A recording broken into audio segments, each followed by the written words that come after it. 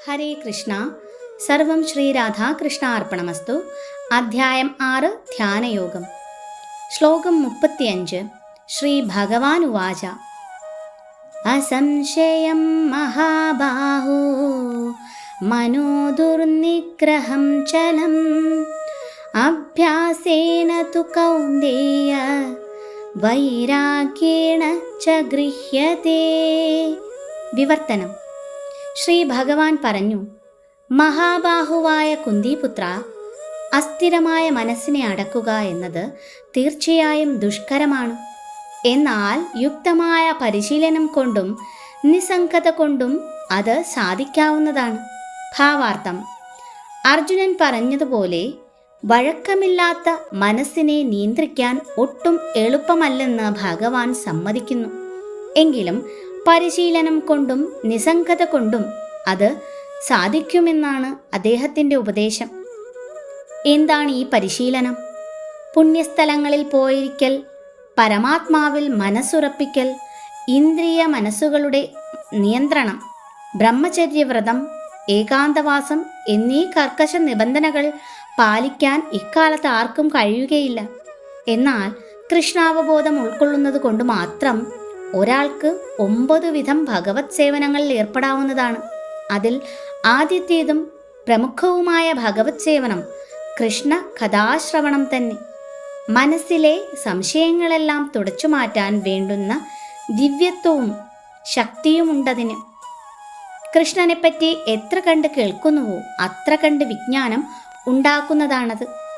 കൃഷ്ണനിൽ നിന്ന് മനസ്സിനെ പിന്തിരിപ്പിക്കുന്ന ഏതിലും അയാൾക്ക് വിരക്തി തോന്നുകയും ചെയ്യും. ഭഗവദർപ്പണമായിട്ടല്ലാതെ ചെയ്യുന്ന കർമ്മങ്ങളിൽ നിന്ന് മനസ്സിനെ പിൻവലിക്കുന്നത് കൊണ്ട് എളുപ്പത്തിൽ വൈരാഗ്യം നേടാം. ഭൗതികമായതിൽ വിരക്തിയും ആധ്യാത്മികതയിൽ താൽപ്പര്യവുമുള്ള അവസ്ഥയത്രേ വൈരാഗ്യം. കൃഷ്ണനു വേണ്ടിയുള്ള പ്രവർത്തനങ്ങളുമായി മനസ്സിനെ ബന്ധപ്പെടുത്തുന്നതിനേക്കാൾ ദുഷ്കരമാണ് അവ്യക്തഗതവാദികളുടെ ആത്മീയ വിരക്തി. ഭക്തിയുത ഭഗവത് സേവനം പ്രായോഗികമാണ്. കൃഷ്ണനെക്കുറിച്ച് കേൾക്കുന്നത് കൊണ്ട് ഒരാൾ പരമാത്മാവിലേക്ക് ആകർഷിക്കപ്പെടുന്നു. ഈ ആകർഷണത്തെയാണ് പരേശാനുഭൂതി അഥവാ ആത്മീയ സംതൃപ്തി എന്ന് പറയുന്നത്. വിശന്നു വലഞ്ഞവന് താൻ ഉണ്ണുന്ന ഓരോ ഉരുളയും നൽകുന്ന സംതൃപ്തിയോട് സദൃശമാണിത്. വിശപ്പുള്ളപ്പോൾ എത്ര കണ്ട് ഭക്ഷിക്കുന്നുവോ അത്ര കണ്ട് ഒരാൾക്ക് സംതൃപ്തിയും കരുത്തും വർദ്ധിക്കുന്നതായി അനുഭവപ്പെടും. അതേപോലെ ഭക്തിയുത സേവനം കൊണ്ട് മനസ്സ് ഭൗതികോദ്ദേശങ്ങളിൽ നിന്ന് പിന്മാറുമ്പോൾ ഒരാൾ ദിവ്യ സംതൃപ്തി അടയുന്നു.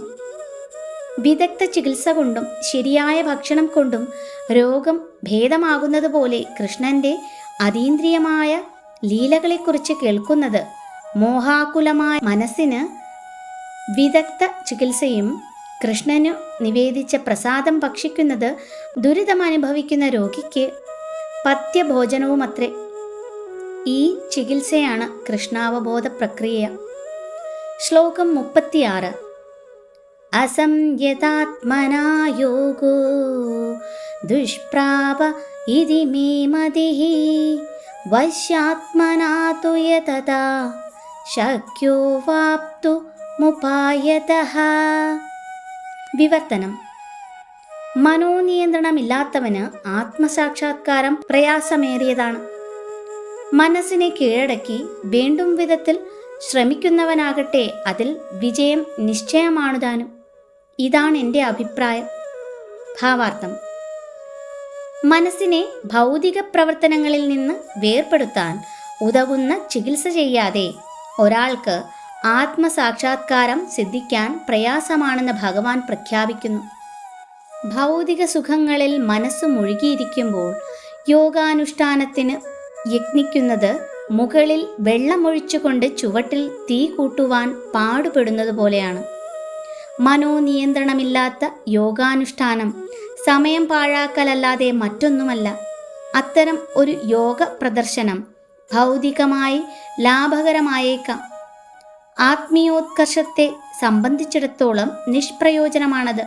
അതുകൊണ്ട് ഭക്തൻ നിരന്തരം പ്രേമപൂർവകമായ ഭഗവത് സേവനത്തിൽ ഏർപ്പെടുത്തി മനസ്സിനെ സ്വാധീനിക്കണം. കൃഷ്ണാവബോധത്തിൽ മുഴുകാതെ ഒരാൾക്ക് മനസ്സിനെ തുടർച്ചയായി നിയന്ത്രിക്കാനാവില്ല. കൃഷ്ണാവബോധവാനായ ഒരാൾ പ്രത്യേക പ്രയത്നമൊന്നും കൂടാതെ യോഗാ പരിശീലനത്തിൻ്റെ ഫലം അനായാസേന നേടുന്നു. പക്ഷേ ഒരു യോഗാ പരിശീലകന് കൃഷ്ണാവബോധവാനാകാതെ വിജയം വരിക്കാനാവില്ല. ഹരേ കൃഷ്ണ.